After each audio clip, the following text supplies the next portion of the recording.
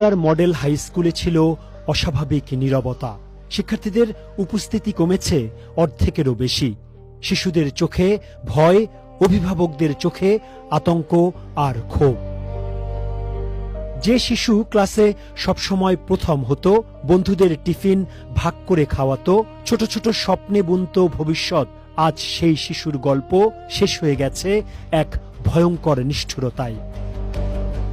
স্কুলের দ্বিতীয় তলার এই ছোট্ট শ্রেণীকক্ষে এই বেঞ্চটি খালি। খালি বেঞ্চের দিকে তাকিয়ে কাঁদছে সহপাঠীরা। ও কারোর ক্ষতি করেনি, যে মারছে তার আমরা বিচার চাই। ও অনেক ভালো ছিল, ওর রোল সবসময় এক হতো। ওর সঙ্গে আমি বসতাম, ওর সঙ্গে আমি খেলতাম। খুব খারাপ লাগছে। আমাদের সঙ্গে অনেক মজা করতো। সকাল 11টায় শুরু হয় শ্রেণী কার্যক্রম। ঠিক সেই সময়ই মুন্সিগঞ্জে মেয়েকে দাফন করে স্কুলে ছুটে আসেন বাবা। মেয়ের বন্ধুদের বুকে জড়িয়ে ধরেন তিনি। বাবার উপস্থিতির পর শিক্ষক, শিক্ষার্থী, এমনকি উপস্থিত অভিভাবকরাও চোখের পানি ধরে রাখতে পারেননি।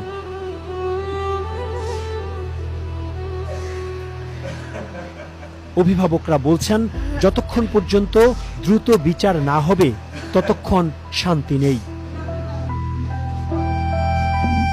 আমার বাচ্চা বাসায় গিয়ে কাঁদতেছে, আমি স্কুলে যাব না, আমার ফ্রেন্ডকে মেরে ফেলছে, আপনারা সঠিক বিচার করেন। শিক্ষকরা বলছেন, এমন নিষ্ঠুর ঘটনায় সব শিক্ষার্থীরা আতঙ্কে। আমরা কেউ ঠিক থাকতে পারছি না। আমাদের প্রত্যেকের ঘরে বাচ্চা আছে, ছোট বোন আছে। এই যে আমরা আমাদের ক্লাসে যে বাচ্চাগুলো, ওরা এখন খুব আতঙ্কে আছে। তো আমরা চাচ্ছি ওকে আমাদের হাতে তুলে দেখ। চারিদিকে আমার রামিশাই নাই, কাইটে রাখছে ওর মাথা। প্রতিদিন আমাদের 90% থাকে, তো আজকে আমাদের মনে করেন 50-র চেয়েও কম।